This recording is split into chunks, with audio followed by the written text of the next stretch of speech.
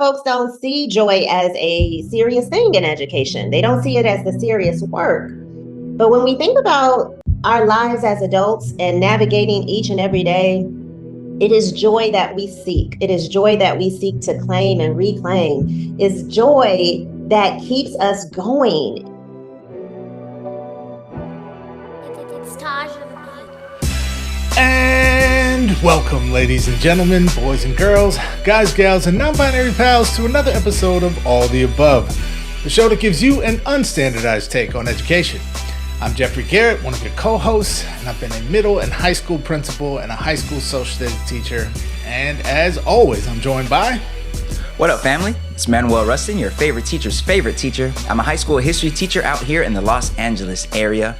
And this, of course, is All the Above, your home for news and analysis of all matters pertaining to our world of education. Now, those of you who have been rocking with us for a minute, we appreciate y'all. And y'all know that on this show, when we talk about issues in education, we like to center marginalized voices and bring a really humanizing lens to our education system. So if you're new to the show, and that sounds good to you, go ahead and hit that subscribe button right now before you forget, because we have a very great episode on tap for all of y'all today. And before we even get into that, Jeff, I feel like I got a very important question to ask you. You are one of the most just deeply intellectual people that I know. And we are here at the end of September. And Jeff, I just want to know, where did the time go, man? I feel like school just started and it's already almost October, which means it's already almost holiday season. And the school year is already flying by, Jeff. And I feel like we just barely got back into school. So, Jeff, can you please just let me know, where did the time go, man? Well, Manuel, I do enjoy watching physics videos online. I'm a big fan, Neil deGrasse Tyson and others out there. Shout out to the Star Talk homies. And I will say, Manuel, that is a deep and profound question of physics for which I am most definitely unqualified to answer. What is time, after all, Manuel? Is it really just a human perception interwoven with the fabric of space? I'm not really sure. No, I would say, Manuel, I think we're just old or older or aging, because like the time, it's just flying by, man. It's going by so quickly. I feel like I have a very crystal clear idea now of like why people say like, you blink and you're 40 and then you blink and you're 65. Like it goes so quick, man. It's both liberating in some ways and also definitely scary. Absolutely scary. And as somebody who works with teenagers every single day, and I try to impart on them the idea that like before they know it, they'll be around my age, and to them, like the look on their faces is just like almost a look of disgust. Like that's not coming anytime soon. And it's like, actually, watch, you'll get there. If you're lucky, you'll get there, and you will have a sense of appreciation for that. And Jeff, today's seminar, which you're about to let our viewers and listeners know about, we had this person on. I guess it was like 3 years ago or something like that. And I'm just like, man, it's already been that long. Because I feel like we were just here talking to this person. And just like that, blink of an eye, 3 years later. But, such is the reality of the world of education. There being so much going on, especially related to schools and teaching and learning, and the complexity of our wonderful, brilliant students and the wonderful teachers and educators out there trying to do their best to create a humanizing school system. So, You didn't give me the clear answer that I wanted, but we're just old. That resonates with me. That resonates with me deep in my soul. So I appreciate that, Jeff. So We got a full episode here today. We're gonna take a look at some news and headlines around the world of education, and then we got a super dope guest on tap. So Jeff, go ahead and let our folks know what is on the agenda for this episode. Well, Manuel, we got a good one for everybody as usual. Happy to report, folks. I know we've had a little bit of a stretch of time here where we have been doing our passing periods and haven't had guests for a little while. The summer is, it's a busy, hectic time for us, but we're back out here in these education podcast streets. And Manuel, I can report certified, 100% facts, most definitely stamped, USDA certified, FDA approved, all of that, okay? That the streak of having only the dopest guests here on All the Above is fully intact, folks. It's like that is an understatement for what we got going on today, Manuel. Our number one most streamed episode in all the above history, both video format and podcast format, was 3 years ago, featuring the one and only Dr. Gholdy Muhammad. And we are very excited to say that she is back with us today, Manuel, to talk through a very important topic in education, and one that is perhaps getting lost in the murkiness, in the quagmire of learning loss, that being the concept of joy. For those who are followers of Dr. Muhammad's work, you know her latest book, which was released earlier this year. It's entitled Unearthing Joy, a guide to culturally responsive teaching and learning. It's out early this year. We're going to be talking deeply with her about the substance of that book, getting into, the concept of joy. Why is this important? How's it different than just having fun? And what this has to do with, the larger concepts of anti-racist education, justice in American education, serving the needs of marginalized students, in particular Black and brown students. And it's just going to be dope, man. Like, incredible conversation coming today, folks, with Dr. Gholdy Muhammad. Stick around because you definitely don't want to miss it.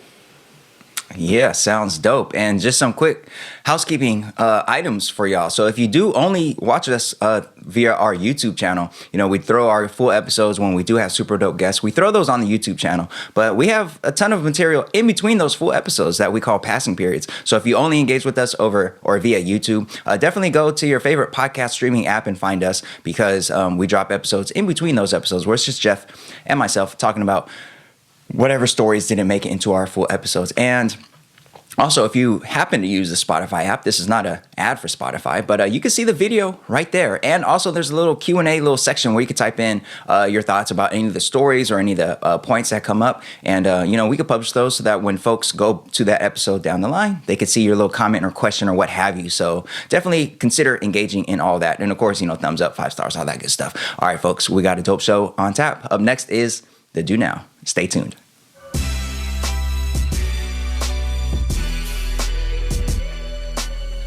All right, folks, now it's time for the Do Now. Let's take a look at recent news and headlines around the world of education. Jeff, how are we going to do the Do Now today? Well, Manuel, we are going to get into some key terms, some vocabulary. We're going to break down the key concepts and knowledge we need to understand what's happening on the landscape of American education today, Manuel. We got a lexicon. Yeah, all right. Let's build up that vocabulary, you know what I'm saying? Students across the country taking those iReady diagnostics and all that stuff, and, being able to identify vocab. I can only assume that's one of the things that pop up there. So let's dip into some vocab. Jeff, first term for today's lexicon is double negative. Double negative. I actually appreciate the phrase double negative, Manuel. Sometimes when you use a double negative, it really it feels like the right way to say it. When you're like I never didn't go to the store or something, or something like that, right? Like it's a little bit of a brain teaser, but sometimes it just feels right, Manuel. So double negative, I assume that's what we're talking about here, right? So, if I'm hearing you correctly, it sounds like you are basically endorsing the double negative as a good thing, Jeff. And this here double negative is about suspending kids for missing school. And I didn't take you to be somebody who would approve of such a practice, Jeff. I learn more about you every day. Look at you, approving that double negative. Yes, it's this. I think the proper punishment for not coming to school is being forbidden from coming to school. Absolutely, Manuel. Next story.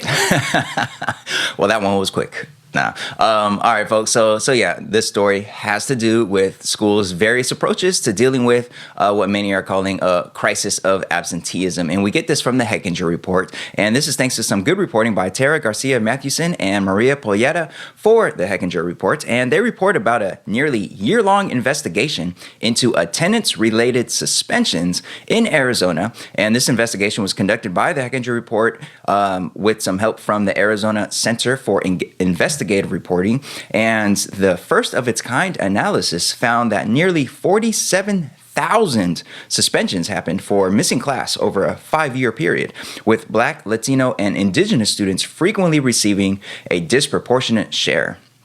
Shocked to hear that, Jeff. Shocked. However, since suspending students for being absent has uneven support across schools, data varies dramatically between school districts. So, for example, across its 11 schools and nearly 17,000 students, Glendale Union High School District in Arizona handed out nearly 12,500 suspensions for attendance-related violations over the past 5 school years. Now, Agua Fria Union High School District, also in Arizona, moved in the opposite direction. The 9,200 student district handed out just 36 days of suspension for attendance violations, which is down from 409 days back in the 2017-2018 school year. Now, educators there and in other districts that avoid using attendance-related suspensions say that doing so requires a two-pronged approach, focusing on making school a place where students want to be, while also approaching absenteeism as a problem to solve rather than a behavior calling for punishment. They contend that this strategy, and not suspensions, is what actually improves students' attendance, and it avoids the damaging consequences of blocking kids from class. So, Jeff, various approaches to dealing with absenteeism, especially in the wake of, the height of the pandemic, and we're hearing reports across the country about schools really struggling with student attendance, and some are suspending students for not showing up, and others are taking a different approach. Jeff, what are your thoughts on this? I wouldn't even call it a conundrum, but on this particular issue of tackling student absenteeism. Yeah, I think it's a fascinating story, Manuel. So first of all, there's a layer of this, right, that is just commonsensical. Like anyone with any measure of common sense is just like, wait a minute. If the issue that we're trying to tackle is that the kid's not coming to school, right, or they're coming to school but they're not attending class, right, then having a solution that involves them not coming to school or not attending class seems like not a solution, right? And so there's a layer of this that's just like, duh, what are we doing? And so that is real. And there was a little line in the story that I think was also very telling. And I apologize right in this moment, Manuel. I'm forgetting now who the speaker of this quote was, but it was an administrator from one of the school districts that they were profiling who said something to the effect of, the challenge that schools are running into in using this as a tool for addressing the attendance issues is feeling like the other quote unquote tools or solutions that they have don't feel like a serious enough consequence. And in as much as you might look at that and say like, well, that's still absurd. It doesn't change the like base, sort of level of this is obviously not the right thing to do.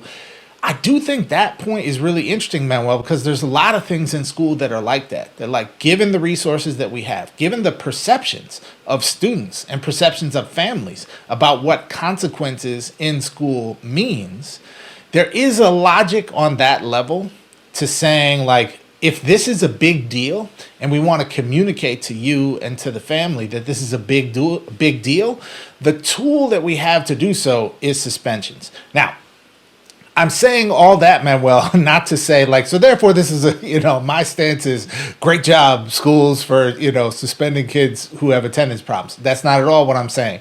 What I'm saying is in terms of how we move from where we are now, which is in some places and some parts of the country, in some districts, this is a practice that happens. I will say I think it's a waning practice in many places across the country where there have been shifts to more, of a restorative approach to working with kids and families on these kinds of issues, which is a great thing. There is still that like, well, what's the root cause question? And I think that it went sort of unexplored in the article, but I think that's actually what's going on. It's the same kind of reason when there's fights on campus and we suspend kids for having fights, and, it still sort of raises some questions about like, are all fights the same? Do all fights deserve, that serious of a consequence? And I think it often boils down to the fact that, like, this is the tool we have where everyone understands this is a big deal and the school is saying it's unacceptable. And there's sort of not a lot else that we have as a concrete consequence for behavior that communicates that, where everyone knows, even if you agree or disagree, but they know, like, hey, the school is saying absolutely not, this is unacceptable. You know, suspensions are the main tool that we have, and that is, or, you know, at least the sort of the historically the main tool that we have and the most kind of readily available tool to implement, particularly that we have staffing to be able to handle. And so, you know, I think that's what's going on here, Manuel. And I would be curious to get your take on this. You know, if you agree with me on that point, it just seems so obvious that this is the right solution. And what it comes with is a lot of like culture change kind of work. What it comes with is staffing that's needed to do home visits, to engage with families, to do more case management like work, which is actually work that's sort of outside of the narrow scope of what school does, which is gather the kids together from 8 to 3 and educate them, right? And so, you know, if we want to see these kind of shifts, and I think we do, we also need to see the commensurate investment of resources to support this happening, both for attendance and for lots of other, you know, sort of infractions that that happen on school campuses. So I'm curious, Manuel, what's your take? How many of these bad kids do you just want to suspend and make sure they don't come to school, which will definitely teach them a lesson? It'll teach them a lesson, Jeff. Just like those, it kind of reminds me of bank overdraft fees. Like someone writes a check for $40, but they only got $36 in the account. They're punished by being billed extra money that they don't have, and it's double negative. That seems to not make much sense. And especially in this case, I've been fortunate to not work at a school, at least to my knowledge, that suspended students for missing class. So I was kind of surprised to hear about some of these districts that like are suspending or issuing out thousands of days of suspensions for being absent, because to me that just doesn't make sense. It makes sense that a school and a school system will resort to that punitive measure because that's what these systems have been designed to do. And when I said I wasn't surprised that it's disproportionately impacting Black and Brown and Indigenous youth, it just seems like everything about the school system, from punishments to rewards, that just whatever we look at, it just seems that disproportionately Black, Brown, and Indigenous youth get the short end of the stick. And when you pointed out that the article doesn't really go into sort of the root cause discussion of attendance issues, I think that root cause, individual educators' perceptions about these root causes, I think has a lot to do with their approach here. Because I think there are certainly a lot of educators and administrators and teachers and other folks out there who, in their head, the cause of a student not being there is because they didn't work hard enough to make sure they could get there. And if they're not going to work hard enough, we're going to teach them a lesson about the consequences of that. And that lesson is going to be through suspensions or through what have you. And then there's a majority of other educators, and I think a lot of folks who listen to the show, who consider the human element of it, like of the various challenges that students are dealing with, especially students in from really marginalized backgrounds, and realize that it's not always up to the student in that same kind of way, or it would take an enormous amount of individual just quote unquote grit for a student to overcome certain challenges at home and get to school. So therefore, if it's not totally up to the student, then instead of punishing the student, let's consider ways that we could help and be more supportive. In this article, one of the administrators, and I don't remember who, was mentioning that, you know, when they call home nowadays, they don't call to tell parents like, look, if your kid doesn't get to school, this is going to be the consequence. Instead, they call and ask, how can we help the student get to school? And the article mentioned various efforts by individuals out there to, you know, from principals trying to make home calls in the morning to wake the kid up, to sending the kid home with an alarm clock to help them get up and things like that. Just all hands on deck approach. So to me, that's a much more humanizing approach. But to your point, it will take so much more investment, so many more resources to really do that across the board. So like as an individual teacher, I've certainly had students who, for whatever reason, just could not get to school for that morning class. And if they were on my roster for the morning class and they missed my class regularly or came super late regularly, of course, I'm doing the best that I can to figure out what the problem is. And there have been students in the past who I would call them on the way into work, because I'm commuting, so it takes me a while to get to work. So I call them in the morning for them to get up. But nowadays, that was before the do not disturb and all the different technologies out there now that make it so that calling a person doesn't necessarily mean that their phone's going to actually ring and wake them up. But yeah, we several teachers that I know of have tried those individual approaches, and it's very difficult. And especially in the wake of the pandemic and all that it has entailed. Definitely, we need more investment into efforts to help students get to school, but also we need more discussions across education spaces to make sure that we are continuing to view this issue through a more humanizing lens and not a let's punish them by suspending them type of lens. Or that other story that we had like a couple months ago where I think it was in Michigan where certain parents were having their state supports pulled away from them because their kids didn't go to school. So yeah, those punitive measures they don't make sense, and they really don't seem to work. So why are we still doing them? Yeah. That is a profound question. Why are we still doing this? We're the richest country in the world. We can do whatever we want to do that we think is a good idea. Yeah. And that's good for people. That's good for communities. That's good for families. Like, this is not rocket science. I'm not saying it's easy to solve. There's lots of entrenched issues that sort of roll up to attendance challenges, everything from housing to healthcare to mental health to all kinds of stuff, right? But we could certainly do better than we're doing, Manuel, and I think this is the kind of story that begs us to do that at scale, right? Like this is an easy one to say a different way is the right way. Absolutely. And just a reminder for folks, links to all these stories down in the episode notes below. Well, Jeff, we have time for one more lexicon term. What do we got? Yeah, man. Well, our next term for today is precipice. Ooh, precipice. Jeff, sometimes I think about our show and how long our show has been running and what the future of our show might look like. And, sometimes I wake up with an extra joyful, hopeful feeling that we are on the precipice, like right there at the edge of really achieving educational justice and joy and having a really humanizing landscape for everybody. And maybe at that point we could retire the show, with some kind of final celebration episode like, hey, we did it. So each episode, Jeff, sometimes I'm like, maybe we're right there at the precipice, Jeff. Right there at the edge of educational justice for everybody. Yes. Well, Manuel, I will say that was an outstanding use of the term precipice. Check plus and a gold star for you today. Yay. Take that home, put it on the fridge, and make sure you get a kiss on the forehead from mom. Okay. Yeah.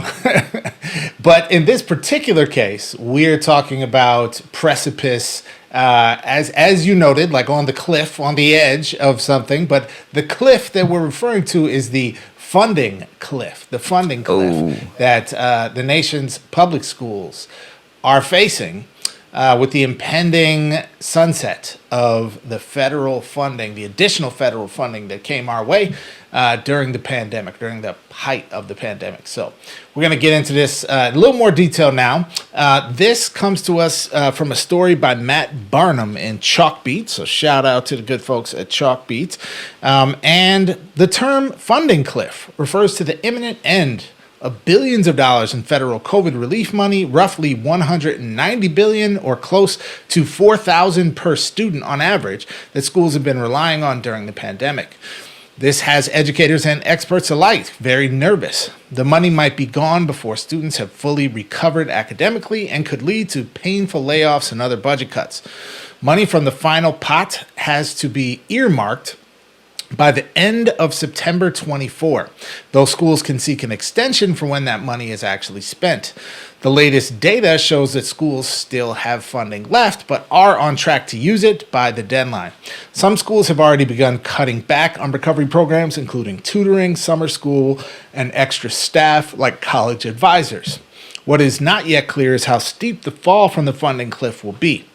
What we do know is that high poverty schools, shock and surprise, face a bigger cliff, that more federal money won't be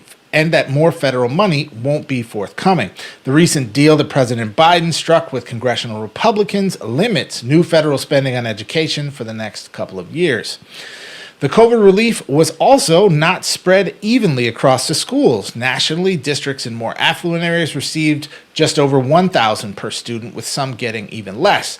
Whereas in high poverty districts, they got over $6,000 per student. There was also variation from state to state, with schools in the South getting more federal money as a percent of their total budgets. This means that some schools will face little or no funding cliff, while others will face steep cliffs. Districts serving our neediest kids have further to fall, noted a recent analysis published by the Brookings Institution. So, Manuel, not surprising. When it rains, it pours, and when it pours, it floods on schools serving the highest need, most marginalized communities in our country. And we go through this pandemic, everything falls apart. We get an influx of money from the federal government that lasts 4 years and then goes away.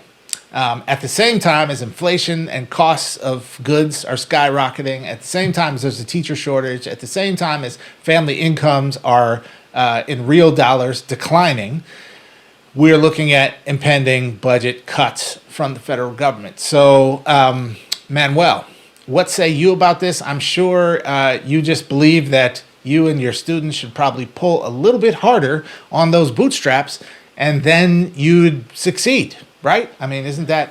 That's all it takes, Jeff. You just got to work harder to get through it in all kinds of challenges.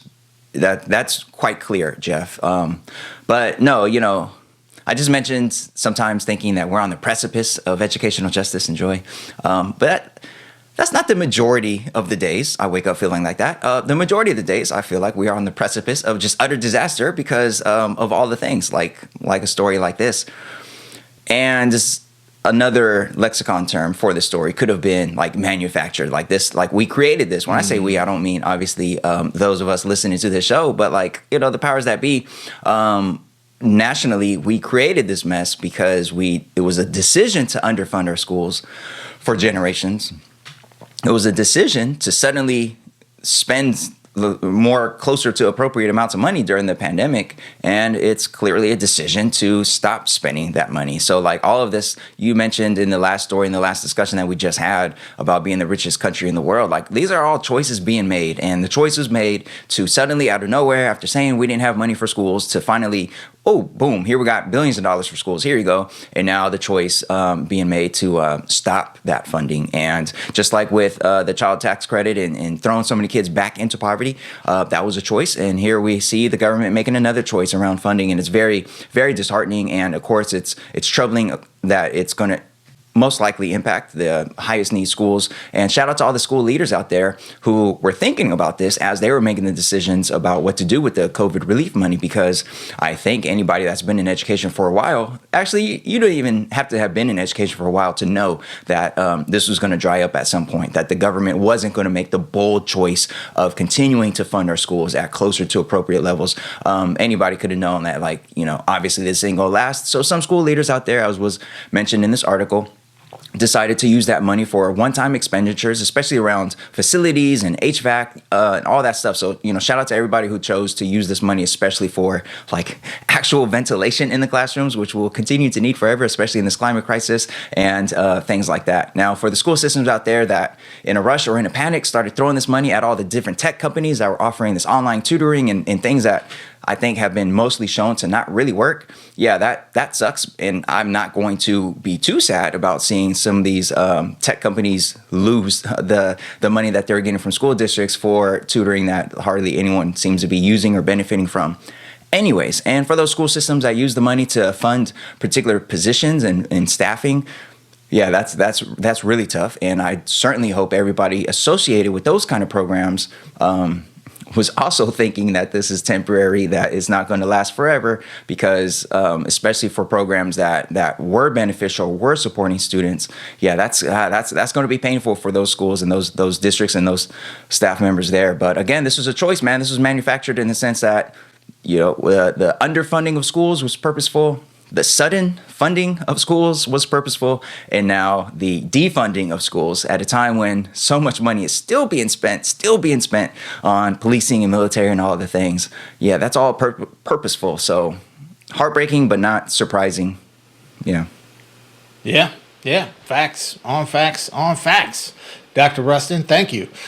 Preach, okay? To me, this story, Manuel, is both important for us to talk about from the standpoint of I don't know how much public literacy there is about this issue right now, right? If you're just walking down the street and you stopped, your average parent and were like, hey, did you know there's a big like funding cliff coming and that, schools are going to be losing X amount of dollars per year for a lot of the things that you maybe now have come to expect as part of the sort of floor of expectations for stuff, for services, for roles and programs that exist at your school site, that many of those things are going to go away. Not because we don't need them, not because they're not helping, not because we decided, hey, we actually don't like this, we want to use our resources in a different way. Not for any of those reasons, just because we arbitrarily decided that's enough for you. Yep. We're going to move on and give this money to where? To what? To rich people so they can have more yachts and stuff, right?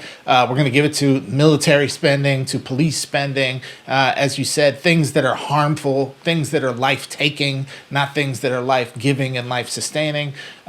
This is what's happening right now. And so I think there's both a just like, hey, y'all, wake up. Let's pay attention to this. And to the extent that there are opportunities to communicate to the powers that be that we are unhappy with this kind of decision, that is important. And, Manuel, to me, this is just another very telling example of the extent to which the learning loss hawks in this country are full of you-know-what. Okay? And this is a family-friendly show, so I'm not going to finish that sentence, Manuel. But I do not buy the concern and the moral outrage that people are expressing about learning loss, because your actions do not match your words. Right? If we were concerned about learning loss, we would be outraged. There would be mass, marches in the street. And actually, let me say, I experienced the learning loss hawks as being a little more the sort of intelligentsia, the philanthropy world, the policy world in education. They're deeply fixated on this. I don't actually sense, in the limited purview that I have, that it is parents who are out here just thinking about learning loss every day. So those folks, they're not going to be in the streets, but we'd be seeing symposiums and Zooms and webinars and, stuff about how there's learning loss, and what we need to do to address learning loss is preserve current levels of federal funding, probably increase because costs are going up for labor and for goods, right? And so we're not seeing any of that, or so little of it that it's almost negligible in the kind of landscape of public discourse on education, Manuel. And for us to sort of with a straight face, listen to folks talk about learning loss, and we have to solve learning loss with this sort of increasing pressure of No Child Left Behind versions of accountability and over testing and that sort of thing, at the same time as they sit quietly and allow funding to be cut for public education, at the same time as they sit quietly and do virtually nothing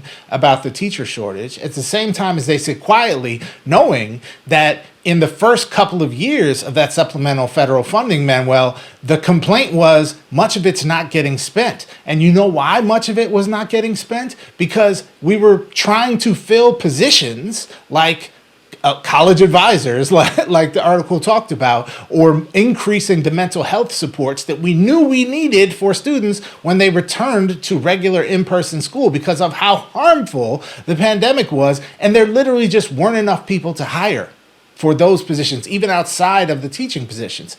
So it frustrates me to no end, Manuel, the sort of double speak that's happening here with the policy discourse on learning loss, the over-fixation, the toxic, I will dare say, fixation on learning loss, at the same time as we're seeing policies that are directly going to and planning to exacerbate, quote unquote, learning loss, right? And so this is the kind of dishonesty, frankly, that I see in our national discourse about education and in the policy landscape about education right now, where I think we need some voices of truth on this issue to help us say, look, if you really are concerned about the extent of learning for our children, that's great. And here's the 100 things we need to do to make sure kids and families are doing well and can thrive in school. Let's talk about that. Yeah, all facts right there. And I don't know. It's possible, Jeff. Maybe it's possible that you and I are just totally wrong on this. So we invite folks who are listening or watching to leave their thoughts on this. Maybe, Jeff. Maybe we've already solved everything. Maybe there is no more learning loss because everyone's quote unquote caught up. Maybe we don't need this money because we're all good now, and you and I are just being negative Nancy's or whatever that phrase is. Because maybe that's why they're pulling the money, Jeff. Because we've already solved everything, and you and I need to just stop complaining and get back to work.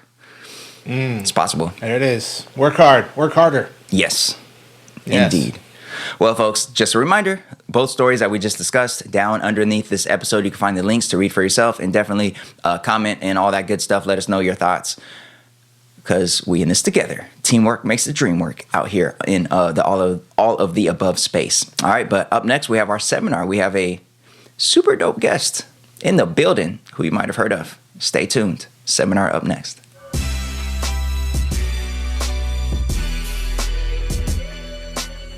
Hey folks, thanks so much for tuning in to All the Above. We really appreciate you. And as you know, All the Above is a small operation. It's just me and just Manuel, that's it. We have no sponsorships, which means we are totally dependent on our amazing audience to help support the show.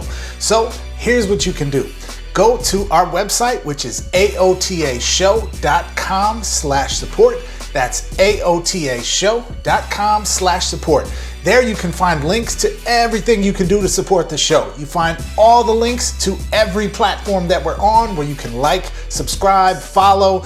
Make sure you share our show with your whole network. Also, you can donate there. We are on Venmo.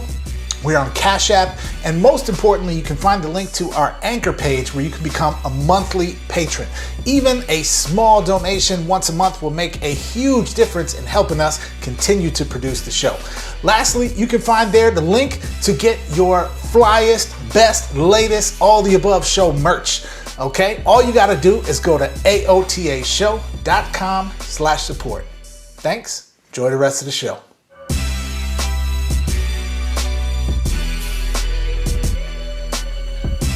All right, folks, welcome to today's seminar. Thanks so much for joining us. And I am absolutely thrilled and honored to have back with us today a just fantastic guest, someone we've previously had on the show. It's been a few years since then, and she has been cooking up just heaping helpings of genius and contributions to the field of education since we last had her on the show. We have the incredible, accomplished Dr. Gholdy Muhammad back with us today. Welcome back to All the Above, Dr. Muhammad.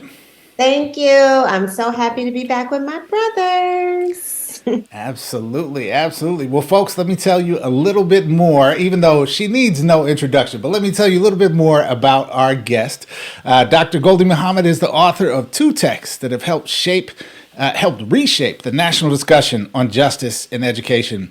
In 2020, she released the best-selling book, Cultivating Genius, an equity model for culturally and historically responsive literacy. And earlier this year, her newest book hit the shelves, Unearthing Joy, a guide to culturally responsive teaching and learning. Dr. Muhammad is an associate professor of literacy, language, and culture at the University of Illinois at Chicago. She studies Black historical excellence within educational communities with the goal of reframing curriculum and instruction. Welcome again, Dr. Muhammad. I'm going to kick it over to Manuel for our first question. Yeah, we got genius and joy and all kinds of dopeness in the building here today. Thank you again, Dr. Muhammad, for taking some time out to be here once again on All of the Above. And you might have noticed, but it's been pretty busy last couple years. And since you've last been on our show, you've written an entirely new book and done a nationwide book tour. And a source close to All the Above tells us that you've become besties with Pharrell and also got married and have led numerous PDs across the nation with teachers of all grade levels, all over the place, and have really helped push the instruction that's happening in the classroom. And in addition to all that, based on what you told us the first time, you've also probably been listening to a lot of Stevie Wonder during that whole journey. So let's start by just hearing, I mean, we love to know what is the journey of these past few years been like for you? Wow, like when you list everything like that, it was a lot in the last 3 years. I guess I hadn't really thought about it, but I certainly felt it.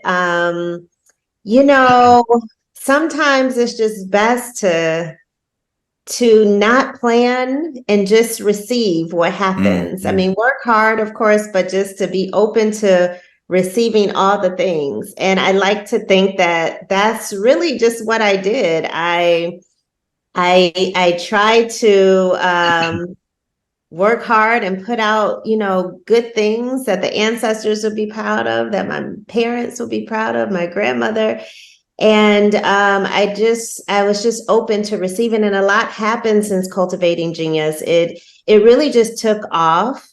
And at some point, Pharrell decided to build an incredible new school in his hometown of Virginia Beach called Yellow Hat. And I started to work with the teachers there. His educational director gave him a copy of Cultivating Genius. And we shortly after met over Zoom, because everything was still Zoom then. And I just tried to spell out everything in the book, and I was so thrilled to meet him. And I taught him about the 5 pursuits. And he just has such a gifted mind for education. I felt like I was talking to a language, literacy, culture, educational scholar when I talked to him. And we talked a lot about Black literary traditions and what schools need. And it was really special. And I started to train the teachers at his school. And it's an incredible group of educators who are building a different kind of educational experience for children. One that is grounded in genius and joy and justice. And I like the concept that they're creating, that Pharrell's mind is incredible, first of all, but his whole concept of yellow as a metaphor, and yellow as joy, and yellow as that in-between space of where we need to consider children's progress, not speeding up and not slowing down, but just a nice pace of progress. And we ended up being on a panel together and collaborated on a curriculum with the school. So lots of really amazing things. And then, as you know, he ended up writing the foreword of my book, Unearthing Joy. And, yes, I got married and that has been incredible and wonderful. And it's been all the things, working with so many great educators and my beautiful family to support me. Every step of the way has been just joy. I mean, to write a book about joy and to experience it in so many different ways of my life has been a beautiful experience. Yeah, well, thank you for sharing a bit about that, Dr. Muhammad. It has been a pleasure to follow at least a slice of that on social media over the last few years, and of course, having the opportunity to do some work directly with you in that time as well. It's been great to see your journey, and very much appreciate the contributions you've offered to the field of education at a very pivotal time. And speaking of which, last time we had you on the show, it was really to kind of explore the central ideas of your first book, Cultivating Genius, which at that time contained just the 4 pursuits. So identity, skills, intellect, and criticality. And of course, your latest book, Unearthing Joy, as the title would suggest, adds that 5th pursuit of joy. and really explores what that means. So I'm wondering if, especially for folks in our audience who may not yet, at least, have gotten their copy of the book. You can find that book, folks, at really wherever you buy your books, but it's out on Scholastic now, so be sure to get your copy. But would love to hear your thoughts, Dr. Muhammad, about how you define joy, and what joy looks like in learning, and why is joy so important in schools. Well, I started to go back to the historical archives while we were on shutdown, right? And home a lot during the pandemic. And I started to um, sort of return to the research and to what the ancestors said about joy, how they lived joy, how they defined joy. I felt like we needed joy more than ever in schools. COVID opened up people's eyes to a lot of injustices, a lot of pain, and we lost a lot of teachers in the field. And in many ways in education, we needed joy. We always needed joy at the center, but we needed it more than ever, especially when folks started talking about learning loss so much and not about joy loss, not about wellness and healing. And I saw that most schools were returning much like they left. And here we experienced this whole shutdown, pandemic. And I struggled with, what are we doing differently in schools overall? And so when I returned to joy, I defined it as more than just celebration and having fun or happiness, right? It is those things, but it's more of a sustained, resilient kind of happiness. I define joy as wellness, as healing, as rest, as wonder, as imagination, as teaching children to not only recognize the beauty in themselves, but the beauty in the world around them. It is a balance to the criticality and the justice. There is no joy without justice. So joy is also about resisting all that is harmful in the world. It is about self-determination, self-empowerment. Joy is about collaboration and collectivism towards solutions to these problems in education and in society. Joy is healing. I like to think that joy is also a sense of peace and belonging, where you feel like you can be yourself and live out your fullest potential. In the foreword of the book, Pharrell defines joy as uninhibited and undistracted. Is euphoric. It means that you can live out your full professional dreams and your personal dreams. That's how he defined it. And I couldn't agree more, because while the ancestors fought for many things, justice, equality, they were really fighting for joy, to have joy. Nobody wanted to wake up and fight against racism or fight to breathe and fight to just be every day. They wanted to fight for their joy, for their peace of mind, their safety. So for me, joy is all of those things. And we must take it just as serious as a pursuit in education, just as much as we take skill development, right? Some folks don't see joy as a serious thing in education. They don't see it as the serious work. But when we think about our lives as adults and navigating each and every day, it is joy that we seek. It is joy that we seek to claim and reclaim. It's joy that keeps us going. It is, it's the thing worth fighting for, as Valerie Kaur said. It's the thing that gives us the energy, she says, of doing this thing of love, labor, of work, and what we would call educational work. So it is very much a serious pursuit in education. And I added it as a fifth pursuit. It felt like it completed the model in many ways. And now when teachers and leaders are creating teaching and learning experiences and pedagogy in the classroom, they're not only just thinking about learning development around, how is this lesson helping my child to learn something about themselves, or skill development or intellect or consciousness, but that last piece of joy, how is it also helping them to experience and understand beauty in themselves and the world around them. And it just feels like a completion of the model to me. I love that. I love that. And I very much appreciate that clarification, because as a classroom teacher, I'm hearing different educators in different spaces start to use the word joy, and sometimes they use it in a way that seems a bit flat. That seems to lack or miss some of the humanity and emphasis on healing and the resilience of our young people. So I really love that clarification. And I look forward to sending that to educators all around, because especially as an ethnic studies teacher, we learn so much about the fight and the struggle, and it's very important to remember that community and that love and that joy. Yeah. Mm-hmm. And teaching the joy in the humanities and all, especially in places like social studies where there are some very violent histories to be taught. We never really start with the joy of the people, of who they are and who they were before oppressors came into their lives. I never learned about the joy of Black people in schools and how beautiful Black people are and were, the ancestors. All I learned about was them being slaves, not enslaved, but slaves.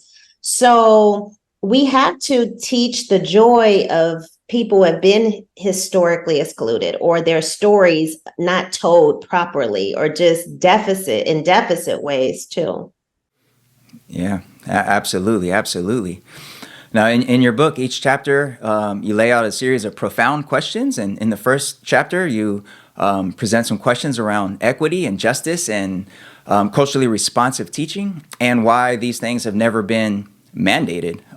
And frankly, at the time of this recording, not only are they still not mandated in the school system, there are several areas of the nation where any teaching of equity or justice or culture or race or any of that is outright prohibited. Even here in California, we have districts that have prohibited that. So we want to know, relative to your first book, how has your second book been received in the wake of all this anti-human legislation that's been passing? And what do you have to say to educators who see the importance of teaching with these methods, especially for their students and especially during this day and age, but who work or operate under really oppressive systems where they don't really feel safe to do so? Yeah. The work is being received well, I think. Every time I try to put something out in the world, again, it is something that I want to feel good with, proud of, the ancestors good with, proud of, my parents, and of course the creator. That's my goal. And how people receive it is how people receive it. There's one of my favorite hip hop artists in Chicago, talks, Taiwan Davis is his name. And he says, when he writes, he talks about it as a conversation with God, and the rest of y'all are just eavesdropping. Mm-hmm. And it is a beautiful way of saying of what you put out is something special to you. And in my work, when I'm writing and when I'm teaching, I try to tell the truth in a very strong, assertive way. But I don't weaponize knowledge. I never have done that. I try to invite people into the beauty of education and beauty of intelligence. And, folks have been following Cultivating Genius, and then they took up Unearthing Joy, because Unearthing Joy became like the guide, the how do you take it and implement it? And for so many teachers and leaders, they get a lot of theory, they get a lot of concepts, but they don't get a lot of, straightforward, this is how you do social justice work or practitioners work around culturally responsive education. So I think they really appreciated the practicality of it. And we know that since we have been on, since I've been on with you all last, a lot has happened in our country, including the progressiveness of hate and the banning of education, like real, true education, the banning of truth and justice and the banning of diverse lives. I mean, we can go on, but really what folks are banning is knowledge, like truth, understanding. And they think it's only hurting Black children, but it's hurting white children. They're hurting themselves. When they hurt us, they hurt themselves, whether they realize it or not. And so for those educators who see the importance of this work, but who work in these kinds of environments where it's oppressive and they can't even talk about it, they have to be silenced. I think they have to first understand that this is not anything new. They've done this. They have created legislation. They've created guidebooks, rules. They have created mechanisms to fund this work, to keep it going, to pay off school board members. First, we need to understand the history. And, we have to understand how different abolitionists and activists have responded. We have to respond in very similar ways. And I always tell teachers, know the context you're in and where you're working. And do you have to be in this space if it doesn't nurture your consciousness, your intelligence, your genius, and your joy? It is my hope and dream that educators walk into buildings and they experience joy. They're not afraid and fearful. I mean, what kind of working environment is that? You cannot be your full self and you cannot live out your full potential. And so if it's possible to be in a space to nurture who you are and help you to grow, that would be ideal. For those who cannot leave, I mean, we know that in some spaces, it's just difficult. You're just there and you need to be there because you need to work. I really encourage folks to get their brothers and sisters in their village and educate the communities, like be out there in front of folks, galvanize and organize like the ancestors did, and educate folks on the truth. And just as much as people are standing up for hate and pushing hate, we need to organize the same way and push for joy and push for truth as a starting point. But I always want people to get their village together, because when you have each other, the work, the activist work, the critical work feels like it's possible a bit more when you have others in collaboration with you.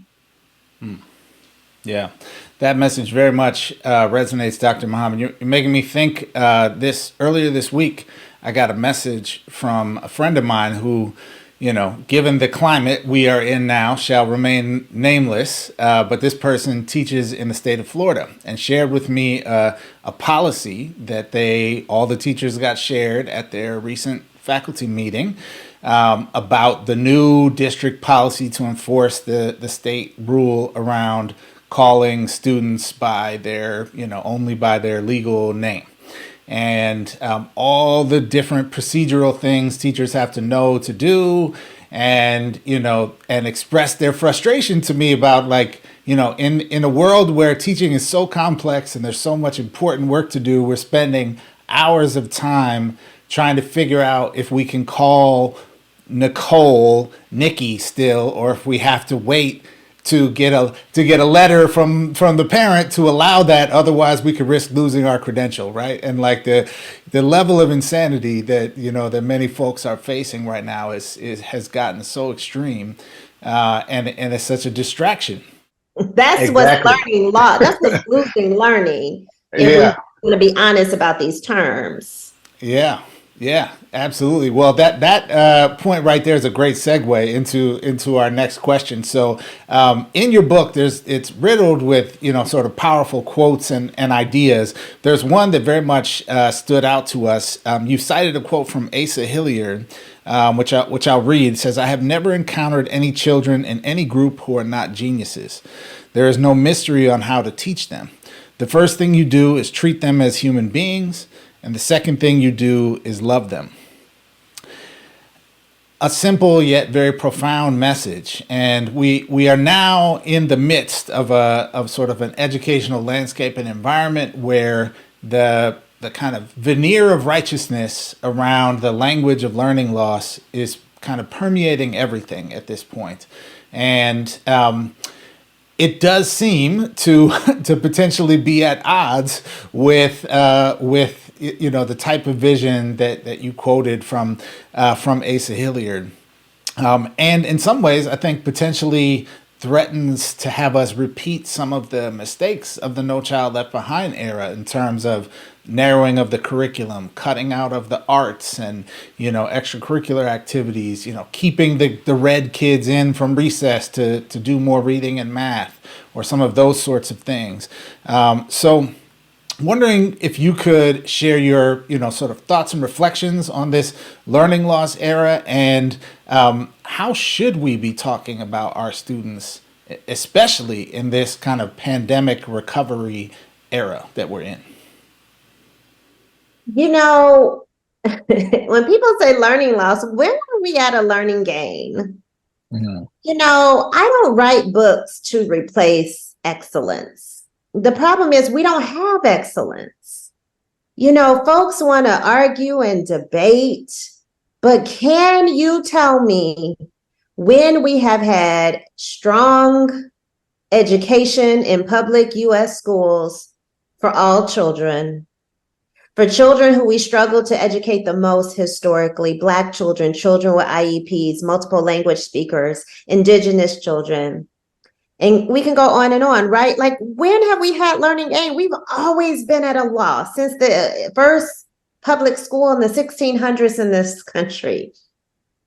The only problem is that due to the raggediness of society, the unevenness, the hate, the violence, discrimination, that it has still allowed some children to grow older and to achieve and have opportunities, and some haven't. But we have always had a loss in U.S. public schools, and we haven't done anything relatively different. I mean, we've added more technology. We added more diversity in terms of representation in the textbooks. But representation alone does not equate excellence. It doesn't equate culturally responsiveness. It doesn't equate, achievement, because you can still have representation and teach it in deficit, false, or incomplete ways. I bet Florida thinks that with some of these videos coming out of Frederick Douglass sounding like a white man and all this other foolishness, I bet they really think that it is representation. And these people are standing behind hate. That, it is sad. It is, and it is not anything new, so it's not shocking. But we've always been at a loss. We have never done things at the core different. The same way we taught literacy in the 1600s, I found, is the same way we teach literacy today. We just call it science of reading, balanced literacy. We call it all sorts of things, but basically it's the same thing. It lacks context. It lacks identity development. It lacks joy. It lacks consciousness and criticality. It's the same thing.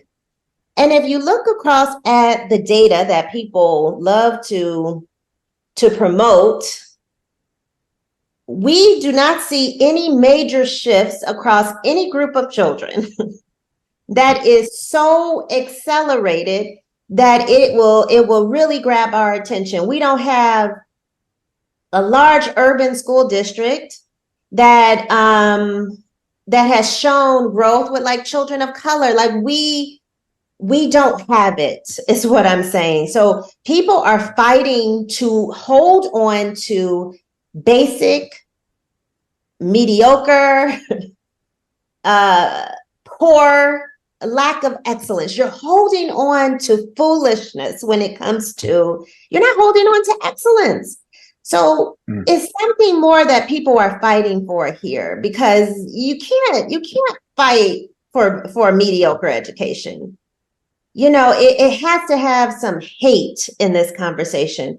You must hate Black children and children of color so much that you want to hold on to something that's not even good for your own children. And that's a deep rooted issue right there. No one can argue with me that what we've been doing for all children is the best. No one, and there's some people that like they critique my work, right? They say, how can you say we just need skills and knowledge? That's enough. We don't need identity and criticality and joy, they'll say. And, I say to them, well, let me challenge you to like a lesson plan right off, and we'll teach children the same group and we'll see who's more engaged. Like I'm about that life. If you really think it's best, then show me and make sure that your lesson plan come with it, because my lesson plan gonna be tight. So as we move forward, we should be talking about children as geniuses, as smart, as intellectuals, as brilliant. We should be centering what they can do first and use that as a starting point to educate children better. Now, that's not something I'm coming up with. The ancestors have been doing that and telling us to do it for so long. We have just not taken Blackness as the model to educate all children. We have taken from Europe and, historical whiteness in the United States, but we have not taken from Black folks who were in this country, who set a model out for excellence to educate all children better. And when we talk about children in that way, we know that language is very powerful. We begin to teach in that way. You talk about children as less than, as struggling. The curriculum is less than and struggling. The standards are less than and struggling. When you talk about children in genius-like ways, they are brilliant, they're smart, they're gifted, they're talented. Your lesson plans become talented. Your standards become, gifted in that way. I mean, we've seen it again and again. We've seen pockets of this happening. We just, as you said, we don't have the policy and the mandates around it. We just have professional development and people encouraging the teaching of this. But if they're really serious about my work and other people who do similar work, they'll put policy behind it. They'll make sure that teachers are not hired if they're not ready to do anti-racist, justice-centered work, joyful work. They'll make sure that in order to keep your job, you have to do this. See, they knew, the folks that are against this work, they knew that folks were catching more sense right before, during COVID, and now. They felt that people were becoming more conscious. So they said, let us put it in policy, because we know that if people are becoming more critical, more knowledgeable, more conscious, they're going to create things that sort of take away our agenda. So that's why they came up with the policy, because there was no policy to dispute it, sadly. It's a lot of work that's needed. And, some days it's sad. You don't know if we're moving forward, and you don't know if we're standing still or if we're going backwards. And with all the hate, all people like me and you and others do, all we do is try to promote love and humanity and peace and joy and all these things that are helpful for all children. And the hate that comes from this is, it's just unspeakable. I got an email once, like a few months ago, and it was kind of coming at me, in a very violent way. And, the person who wrote it said, are you a Marxist? Are you an anti-capitalist? It went on and on and on and on. And I'm just like, my first thought was like, I'm a Muslim, I'm a Black woman, I'm a joy maker. Because he said, are you this, and this? And I said, I'm thinking in my mind, no, I'm this, and this. And so I didn't respond. And then like a week later, which this doesn't really happen, he wrote back and apologized. Wow. Yeah. Because I don't respond to that. It's hard, because you're trying to put out something that's really beautiful, to all children in the world, and it will only elevate. I mean, to teach math in this way, where it's connected to the real world and problem solving to make humanity and the world better, how can people be against this? You must have hate in your heart. And to come back and apologize, it's like, what it taught me is to be steadfast in the truth and the ways that I put it out there. And, I like to believe that with that will come progress, will come protection even, saying those things in an email. I didn't do anything to you or your child. But when you are steadfast and when you are patient, but also urgent at the same time, and when you're telling the truth and when you're listening, and, good things will come. And so I like to have that kind of hope that if we continue to talk about joy and consciousness and the importance of all children knowing themselves and knowing each other, that good will come. But it will not be an easy road, as it hasn't been easy for the ancestors. You are speaking to our collective soul right now. I'm sorry. That was a lot. I know. It was needed though, and it was all facts, and we love facts here on All of the Above. And that idea of a lesson plan write-off, I love that. I feel a Netflix special coming on where you're designing lessons with your methods, and we're Like bringing a some kids Project in. Runway, right? Yes, yes. I've been Folks can see. trying to sell that idea for years. Yeah. Well, PragerU versus Dr. Muhammad in episode 1. A lesson plan right off. Yes. They're probably laughing, but it's okay. I'm laughing too. Nice.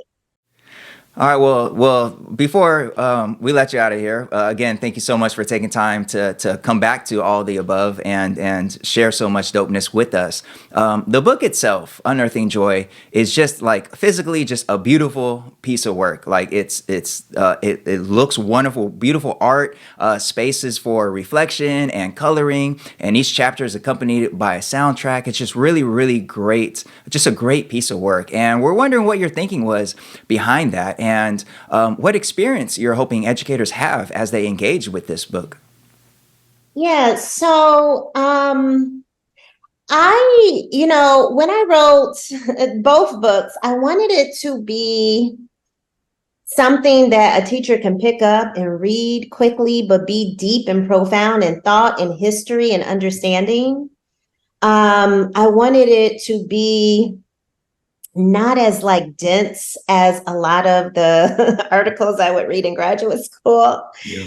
I wanted it to be understandable and practical. I wanted it to write as like a memoir.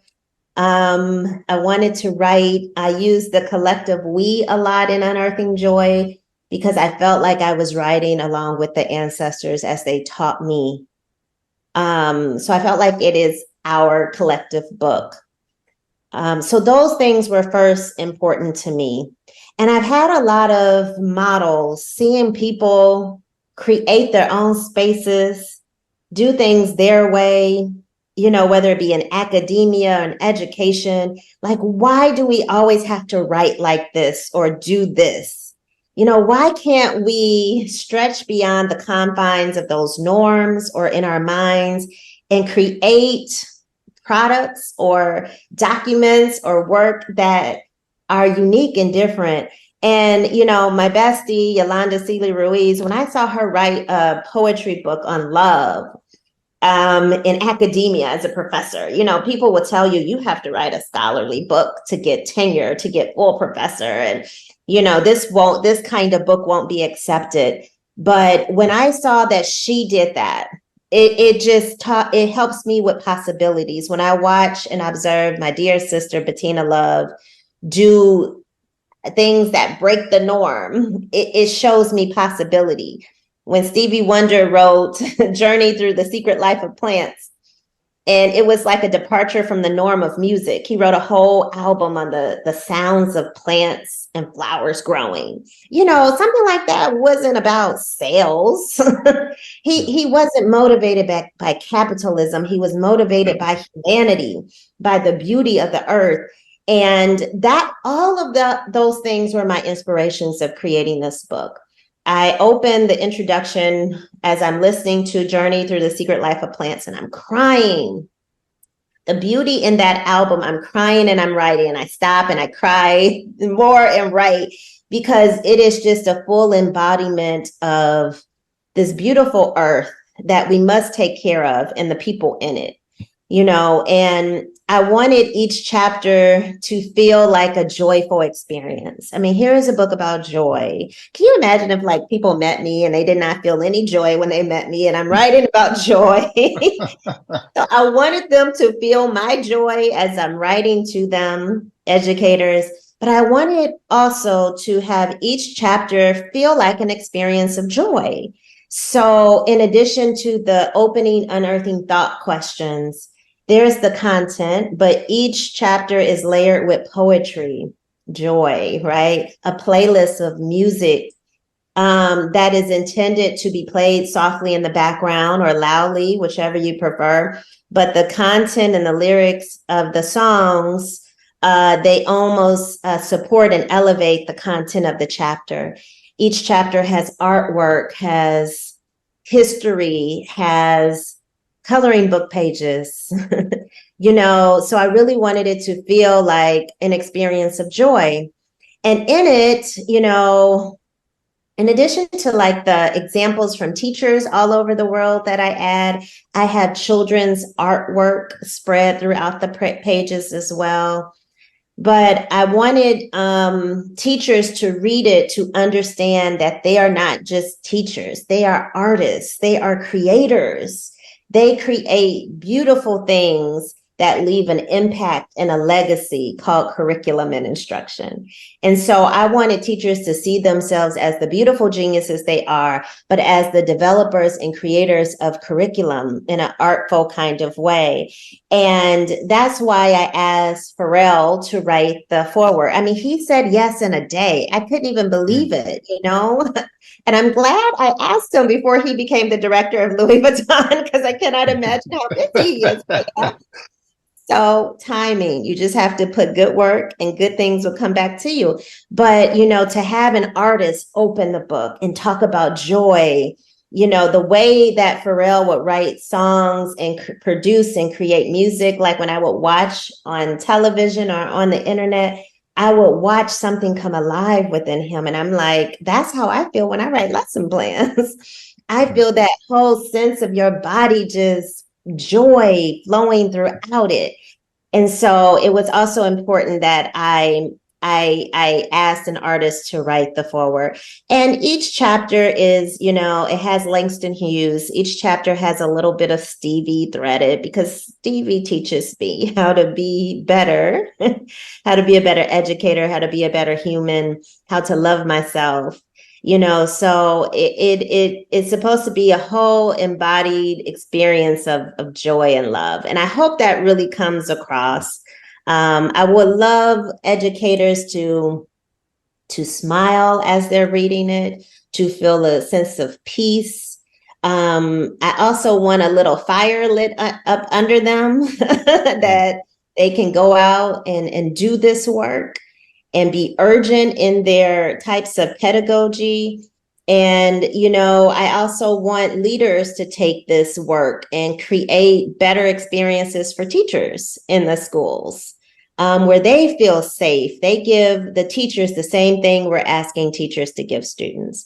So all of those things is what I hope that educators will have. And, I am hearing some feedback from a lot of educators. They definitely enjoy the music and the practicality of it. My husband wrote the anthem for the book, and that's also within the book. I mean, he's such a talented MC and artist. So He wrote a song for Yoli, for Yolanda Celia Ruiz, in her book Love from the Vortex. And I'm like, well, why don't I have a song?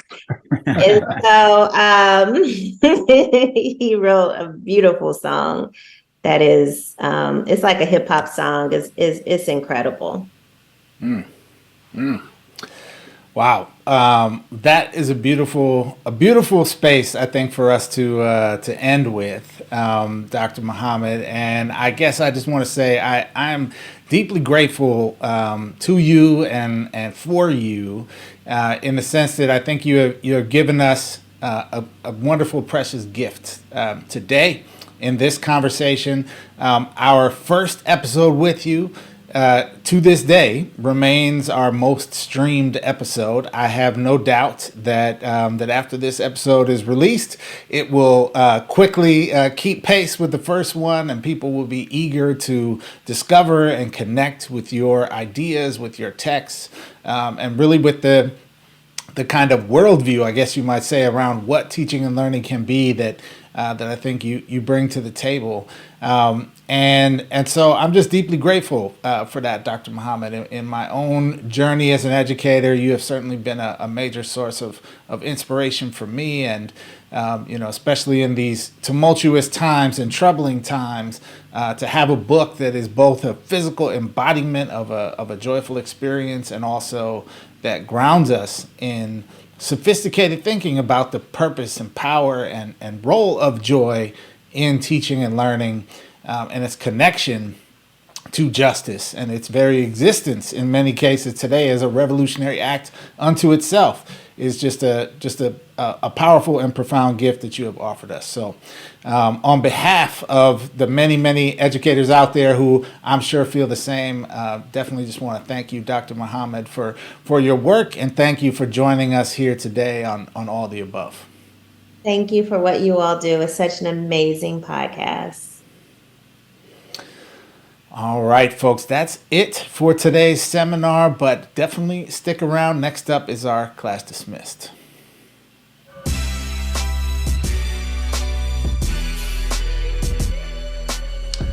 All right, folks, it's that time of the episode where we like to pause for a moment and do some celebrations, give some love, some shout outs to people out there in the larger world of education doing great things. So thanks for sticking with us today, all the way to the end of this episode. Also, we love you. Y'all are great. Today, Manuel, we got a good story coming out of our very own state of California. Manuel, what we got today?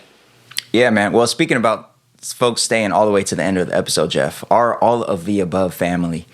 They're all my favorites, but especially the ones that hang out all the way to the end of the episode. Those who are still listening or watching happen to be my favorite All of the Above family members. But Jeff, as you know, we have not had a full episode of All of the Above, full episode being video episode with a super dope guest and multiple headlines. We haven't done that since the summer because school started and we've been busy and all those things. Well, something that happened in the summer that we want to shout out for Class Dismissed today happened in California, and we want to shout out all the advocates, all the folks involved on the ground and in policy spaces who helped bring this next piece of legislation into reality, and that's SB 307 in California, which just made it so that foster youth in California, regardless of their high school performance, foster youth can attend college in California, either community college or Cal State University System College, or campus within the University of California system for free. Not only can they attend it for free, tuition is covered, but also books, also housing is covered for these foster youth. And that is really landmark legislation for foster youth here in California. Because Jeff, I've been teaching for 20 years now, and I've had many students who are in the foster system. And to know that those who aspire to go to college, and importantly, 93% of foster youth aspire to go to college, but only 4% ever actually attain a 4-year degree. Man, that just became like just a lot easier for folks who, as I think, needless to say, foster youth, once they age out of the system, financially, things are extremely difficult, especially in California. And too many foster youth in California end up just unable to go to college and to finance that. So to be able to have a piece of legislation out here in California that just made college attending college free for all foster youth. Shout out to everybody involved in that. 60,000 foster youth across California who now stand to benefit from this legislation. So Jeff, I know you are a big proponent of just working harder and thugging it out, but woke California just made college free for all of its foster youth. Free for all of its foster youth. It's a wonderful thing, Jeff. Wonderful thing. It is a beautiful thing, Manuel, and I think there is an elegance to this type of policy. Although one question that I have about it, Manuel, is whether it covers transportation costs. So if any of our viewers or listeners out there know the answer to that right offhand, you can let me know. But the reason I say that, Manuel, is that foster youth are one of the populations where we know the smallest barriers, right? The few $100 you need to pay the fee for something, or, the $1,000 that the meal plan costs, or these kinds of things. To a lot of folks, that seems like, hey, worst case scenario, I'll like take out some more loans, or I'll ask my parents if they can help me, or, I'll sell something I own and then, use the money to pay for it. Stuff like that seems like, hey, this is a solvable problem. But for foster youth, this can be an insurmountable barrier that discourages people or prevents people from pursuing their goals and their dreams in terms of higher education. And so the fact that we're looking at not only tuition but books and housing as well is critical, Manuel. And it's just like an elegantly simple solution. Like, we have a group of people for whom we are collectively socially responsible, and they need help, and so we should help them. I like policies like this because there's people in need who need resources, and we're giving them the resources they need to solve the problem, right? This is not some, like, you have to work hard and then earn the incentive and then it covers part of it and you can get reimbursed or something like that. It's like, just cover the costs and make it happen, people. Like, this is at least moving in very much the right direction. And so I appreciate it. As you said, shout out to all the people, I'm sure, on the ground, the activists, folks in community orgs who were turning up in Sacramento and making this happen, the members of the legislature who fought hard to get this done. This is good for society right here, Manuel. Yeah, absolutely. Absolutely. And we await the legislation that'll go ahead and make college free for everybody, because people didn't used to have to pay tuition out here in California till your pal Reagan came along, Jeff, out here. But that's another story. We're ending on a positive note, so we won't get into that. Thank you, everybody, for joining us. And again, if you are new to our show, if this was your first episode because you saw that Gholdy Muhammad was coming on the show and you're like, let me check that out, and you stayed for the whole episode, thank you so much. We genuinely hope you enjoyed it, and we do hope you consider subscribing and leaving a 5-star review for us so we can help the show grow and end up in more educator spaces. And all of our previous episodes, along with, importantly, ways that you could support this 2-person operation, all that can be found at our website, AOTAshow.com. All right, remember, we love y'all, and we'll see you next time.